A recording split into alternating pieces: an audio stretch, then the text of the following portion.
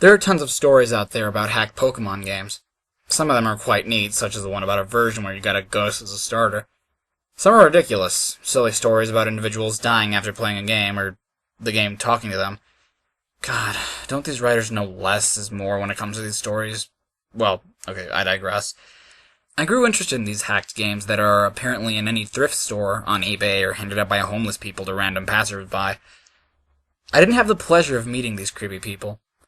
I merely found this particular cartridge in a trash bin where the garbage truck backed into my neighbor's dumpster. I noticed the game and asked the trash man if I could take it, and he didn't seem to mind. It was thrown away after all. I of course checked with my neighbor to confirm if they actually didn't want it, though they seemed perplexed as if they'd never seen it in their life. Their son made a grab for it, a little boy who saw the Charizard on the cover crying out, "Pokémon, I want Mommy!" But his mother told him no, seeing as I had found it. He didn't even have a Game Boy anyway, he just liked Pokémon. Thinking nothing more, I simply went home, looking at the cartridge sticker on the way. Just a plain old red version, the sticker slightly torn across Charizard's neck, but that was expected with such an old game. I had blue version as a kid, so I was a bit eager to see this albeit minimal differences red version had. I was rather disappointed by what I saw on the title screen showed up. It's Pokémon Strangled Red version. Well, damn it. It was a hack. Hacks were neat and all, but they had zero monetary value. The originals were quite valuable by now, and I wanted to play Red anyway, not this crap. Oh well, it was free, I might as well try it. The name was odd, however. Strangled Red? That made no sense. Not even in the morbid description of someone being asphyxiated as people turn blue when choking, not red. Who knows, maybe there was a pair of these hacks and I just got the red one. The more I thought about this, though, the more interested I became. My initial disappointment turned into curiosity. I wanted to know what the creator had made, and I was going to note everything I saw. The first oddity I noticed was the start screen had a Charizard next to the trainer instead of a Charmander. Also, the Pokemon never cycled through like the original versions did, it just stayed Charizard even after 5 minutes of waiting. Shrugging, I hit start, noticing there was no Charizard cry as I did, like there was supposed to be. I saw there was a continue option, so I figured I'd do what everyone did with used games and see what the previous owner had done. No. I blinked in surprise. No? What do you mean, no? The game wouldn't let me continue no matter what, though on the 4th attempt I heard the Charizard cry, quiet and barely audible. But there. Shrugging it off, I decided to just hit new game like I would have done after checking the old file anyway. The screen cut to black for a while. No Professor Oak, no starting theme, just nothing at all. Eventually the screen came back, showing a bedroom, 2 beds, 2 TVs, and a computer in the corner. My trainer sprite was the usual one, consistent with the original red version. I was curious as to why it didn't ask my name, though that was answered as soon as I opened the pause menu, noticing my trainer was named Steven. No, this isn't my real name or some stupid crap like that. The game isn't self-aware or haunted, at least not that I know of. It just had chosen a name already. Curious, I saw that he had the starter amount of money, no badges. He didn't look like Red, though. His hair was longer, almost reaching halfway down his back. Red's usual smile replaced with a confident smirk. Next I checked out his Pokemon. A single Charmander, level 5, named Miki. Nothing was odd about it. Or should I say her, with the name and all. She had a beginning Charmander stats, only knew Scratch and Tail Whip, basic stuff. The game seemed relatively normal. Returning to the game, I walked about the room, noticing Steven's long hair was present on the back of my trainer sprite when my back was turned to the camera. I didn't recognize the house, but I descended the stairs to see more. Downstairs was another trainer who spoke to me the instant I came down. I saw that his name was Mike. Ready yet? Yeah! I assumed this Mike was my rival, pre-decided for me. A replacement of Blue, most likely, though I thought back to the bedroom having 2 beds, realizing they weren't just rivals, they were brothers. They talked back and forth, basic Pokemon dialogue, become a Pokemon master, catch 'em all, stuff like that, before having a little argument over which is better, Charmander or Squirtle, which of course led to the introduction battle, like the 1 versus Blue in the lab. Simple enough, scratch, tackle, till I won purely for having the first turn. I took note of how much better Steven's sprite looked in combat than Red's. A different pose, his hair looking like it was blowing in the wind, a brief, minor upgrade, but still much nicer. I left the house after some more banter with my brother, stepping out to the Pallet Town theme. Going to the east, I found this was indeed Pallet Town. The house was simply on the outskirts of the west. I noted that there was no mysterious grassy field like in a normal Pallet Town. Wandering about, I decided to check in on Red's home. His mother was inside, and when I talked to her, she commented on how handsome Steven looked, hoping her son would look up to him as a role model for when he became a trainer himself next year, which of course led me to realize this game took place a year before the original Pokémon. Red was even upstairs playing the SNES in his room, commenting, "I'm gonna be the best too when it's my turn!" I was starting to like this hack. It was interesting, a completely new adventure, a different character. Hell, Steven even seemed to have a history with these people in this town. A reputation, a personality beyond a silent protagonist. The people in town talked to him as a person, making conversation, not just spouting tutorial crap. Even Blue's sister had new dialogue. They seemed to be in a relationship too, as the dialogue ended with a kiss and a heart over her head. Professor Oak simply wished me well, giving me a Pokédex to aid my adventure. He wasn't giving it to me in the reason behind the adventure like every other Pokémon game out there. He gave it to me out of kindness, something to help me on my way, a gift. I was liking this more and more with each second. The game seemed to have an actual story now. I was somebody, not just a cookie-cutter protagonist anyone could be, not some blank sheet that could be replaced without notice. The story was different, though the actual gameplay remained unchanged. I went north like I was supposed to, went from town to town, collected badges, received praise of the leaders. Steven's fame even seemed to spread, as some NPCs would talk to him like they knew him. I used Miki for every battle, and she was growing surprisingly fast. She handled Brock with ease, even pounded Misty with no trouble at all. She wasn't as adversely affected by super effective attacks as others, did more damage than a regular Charmander, and she was a very veritable powerhouse. She even became a Charizard at the mere level of 25, not bad at all, I must say. Things started to get weird as soon as I reached Lavender Town. I know, Lavender Town is the focus behind every creepy story and but it was the only place that was noticeably different. There was no Team Rocket invasion, which I found odd, though I did remember this was a year in the past, so the invasion wouldn't occur until Red's time. I tried to enter the Pokemon Tower, aiming to get a Ghastly, but that's when things go odd. I have no reason to be here. Steven wouldn't go into the Pokemon Tower no matter what I did. This was weird. I mean, hell, there are a million places in Kanto you really have no need to be, little random houses with nothing but children NPCs, for example. Why was it here that Steven wouldn't enter?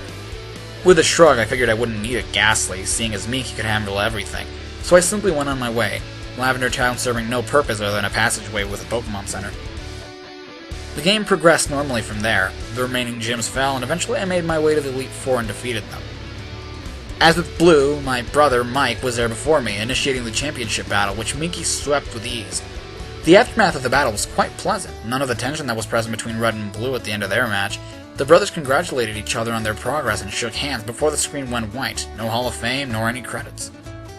When the screen came back, it was at the house again, the two brothers sitting at the computer conversing with each other. I don't want to. Come on, I just gotta borrow her for a second to finish my Pokédex. The entry won't register unless she recognizes me as her master for a second. But she's my Miki. I promise I'll give her back. Come on, please. Yes? No. I was a bit perplexed, so I hit no. Come on, please. No. Come on, please. I realized it would simply continue to loop. Alright, this'll just take a sec. Then we'll both be Pokemon Masters. The screen changed to the animation shown when two people trade Pokemon, which I found a bit weird, seeing as I was solo. But whatever. This was apparently supposed to happen. Miki went first. I watched lazily as she began to travel down the trading tube. That made me jump. A sudden noise resonating in my silent bedroom, loud due to the volume being way up. Looking at the screen, I noticed that the game had seemed to freeze. Mickey's still in mid-trade, but the game wasn't doing anything. With a sigh, I just turned off the game, wondering when my last save was. When the game turned back on, I stared for a moment at the start screen. There was no Charizard next to the trainer. Upon pressing start, I saw the new game option was absent, only leaving continue. This was strange, to say the least, so I selected it, the game starting without even showing my stats as usual. My jaw dropped at what I was greeted with. 1 year later. The Lavender Town theme came first, playing its normal way, the screen slowly fading in from blackness. Steven was in the Pokemon Tower, which made the music even stranger, seeing as the tower had its own theme. He was standing in front of a tombstone, not doing anything. Wondering what was going on, I pressed A.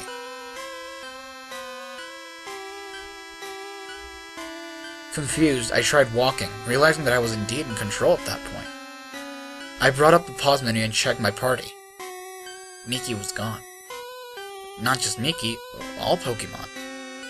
He had nothing. The Pokédex was answered from the menu, his bag was empty. Honestly concerned now, I checked his trainer card. He had no money. He had no badges. His playtime was 8,795 hours, which was impossible as I only had 30 logged in before. But that wasn't the strangest part. His picture, the picture of the handsome, confident young trainer, was different. His eyes were blank, his face turned slightly down, that smirk of his was gone, replaced by a lack of any expression at all. That long hair of his, before in a perfect perm, was now messy and unkempt. I couldn't look at him anymore. Closing the menu, I went to move out of the tower, but with every step I took away from the tombstone, the screen flickered, like when a Pokemon was poisoned. Gulping, I brought up the trainer card again. His picture was getting worse. Every step I took, he hung his head more and more, his shoulders slumped. He bent over.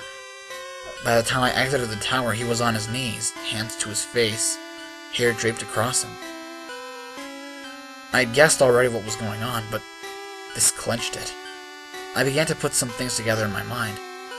I'd always wondered why there was no champion in the original games besides your rival.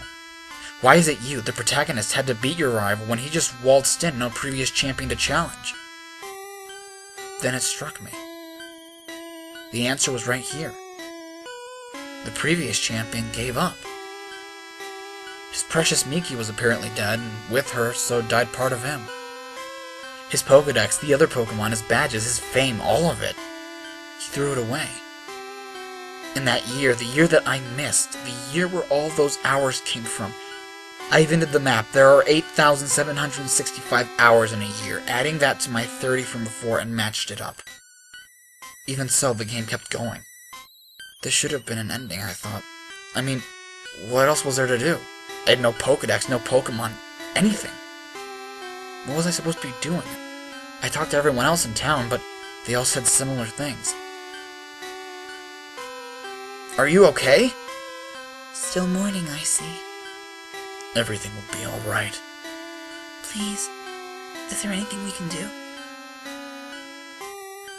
Steven never replied to any of them, and they all simply said the same things over and over. I couldn't put the game down now, so this was all so strange. Curious, I headed up into the tall grass and eventually got into a battle with Rattata. No Pokemon was sent out, just Steven's sprite. I was wondering how I'd battle. Wild Rattata left you be. The battle ended without anything happening. This was certainly interesting, and it happened with every Pokemon I encountered. Wild Pidgey ignored you. Wild Ponyta wandered off. The music never changed either. No matter where I went, Lavender Town came from the speakers, following me. Sometimes slowed down slightly, sometimes not. I searched everywhere, every town, talked to everybody, wondering just what the hell I needed to do. My frustration was mixing with the depressing atmosphere of all this, making the experience altogether unnerving and uncomfortable. But I just couldn't tear myself away. I was starting to get a bit angry, though. Nobody telling me anything besides giving me their condolences and trying to give me items like lemonade or coffee. Each met with... no. I slapped myself for idiocy, suddenly realizing how the likely answer was right in front of me. Pallet Town, of course! When I went there, though, which took me a long time having to walk, no Pokemon to fly, no bicycle to ride, and Steven only seemed to move half the regular movement speed, it wasn't much different. I first tried talking to Professor Oak. These things happen! You were just unlucky. Next, I tried Blue Sister. Please, don't leave home again. Red's mom wouldn't even talk to me at all.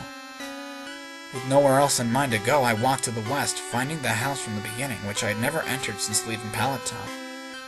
Inside was Mike, but talking to him was just as useless. I am so sorry. I pondered for a moment if this was really the ending.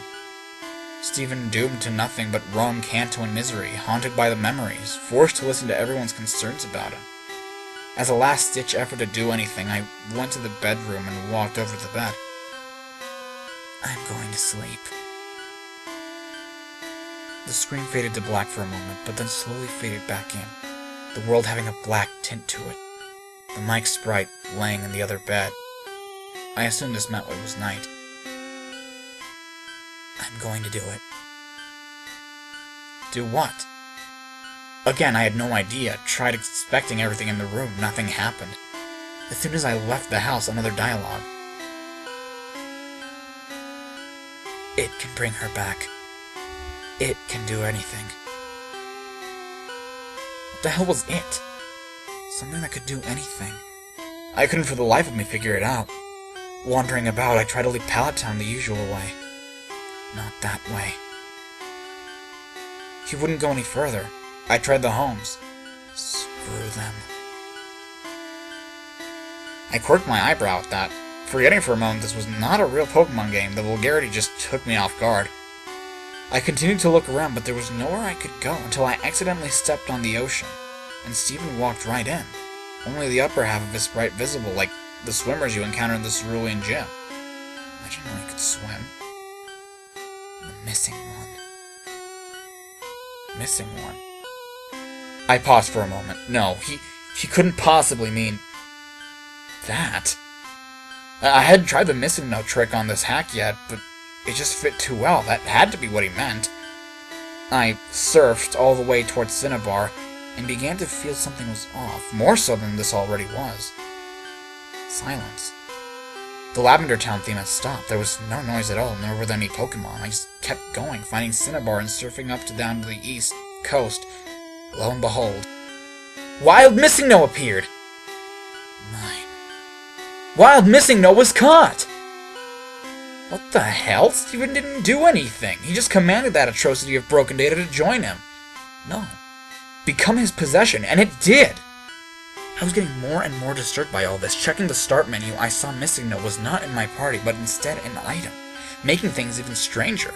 I checked the trainer card as well. Steven had his back to me, his long hair draped behind him, his hands in his pockets. Nothing else. Remembering what he said at the start of this night, I realized what I had to do. I surfed to land and made my way northeast to, where else, Lavender Town. Along the way, I noticed all the trainers, oddly still out at this hour. Wouldn't look at Steven. All of them turning where he passed, even those that were normally static. I tried talking to one of the officers in the guardhouse-type buildings. Just go. They all said the same thing, though one sent chills down my spine. Sometimes dead is best. My hands were sweating by this point. Steven was about to try the impossible, something some would see as a crime against nature, which many of these people shared that opinion. I steeled myself. It's just a game, and I was going to complete it. It took an eternity to reach Pokemon Tower, but I got there eventually, taking a deep breath and heading toward the tombstone. I remembered which one. The image of Steven standing before it burned into my mind after all. First, I tried inspecting it. Miki. Nothing happened. With a gulp, I opened the menu and selected Missing No from the bag. Steven, don't use it! I was reminded of when Professor Oak would magically tell you that you couldn't use a key item somewhere, like when using a bicycle in a building, though the message this time was different. Even worse, Steven responded to it. In a world that cheated me, why should I play fair? Steven used it! Steven obtained Mickey! What in God's name did I obtain? I couldn't tell you because the game took away my control. Without my input, Steven began to leave the tower on his own, walking single step by single step. The Lavender Town theme started again as he left the tower and began his excruciatingly slow journey against my will. Every time he crossed one of the borders where the music would change, it got progressively slower, more and more disturbing. By the time he reached Cerulean City, it was a demonic rumbling. I just stared, watching him, trying to guess where he was going, but it was getting more and more obvious. He was heading to Pallet Town. The music had all but stopped when he got there, playing single note by single note. He went exactly where I had guessed, right into his own house inside and up the stairs. At this point, there was no music. Steven moved step by step, stopping at his brother's bed, turning to face him. At first, I thought the game froze. He didn't do anything, just simply stood there and I couldn't move him. I did, however, find that I could at least open the pause menu. I was terrified to look, but I couldn't stop myself. I selected his trainer card. There was a low growl noise, like a distorted Pokémon cry. Steven was looking at me again, directly at the screen. He was hunched over, his bangs obscuring his face, his hair was wild and feathered out. Between his bangs, there wasn't even a face at all, just black, two red eyes looking straight forward, with a white grin contrasting with the darkness. That wasn't all. His name was now Strangled! He couldn't look away. My eyes glued to his, not breaking contact for some time. My vision was getting blurry until I couldn't see very well, and my face grew red. I was crying like a baby. There was nothing I could do to hold back the tears.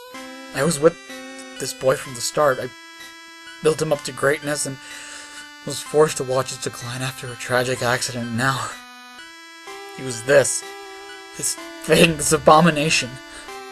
I watched him go insane. Halting my tears, wiping my eyes, I closed out of the trainer card and tried to save the game, wanted to just quit. The game informed me that this was impossible. Nothing can be saved now. The pause menu wouldn't close no matter what I did. So with no other option, I checked the bag. Nothing happened. I checked Pokemon, and there was one. A single sprite met me. It had 0 HP. Its status, DED. Its name...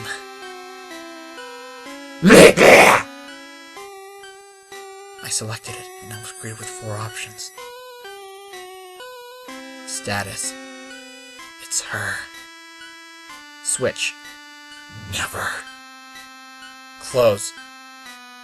No. Strangle. My fingers shaking. I selected Strangle, and the menu closed, showing Steven in the room again. Goodbye! The game shut itself off. I was more dumbfounded than frightened. In a bit of shock, I turned it back on, the title screen showing the manic Steven and a horribly glitched Charizard. I pressed start, then continue. All I saw was a zoomed-out view of Pallet Town, showing Steven's home to the west, tall grass surrounding it, those unmovable stones blocking it from the rest of the town.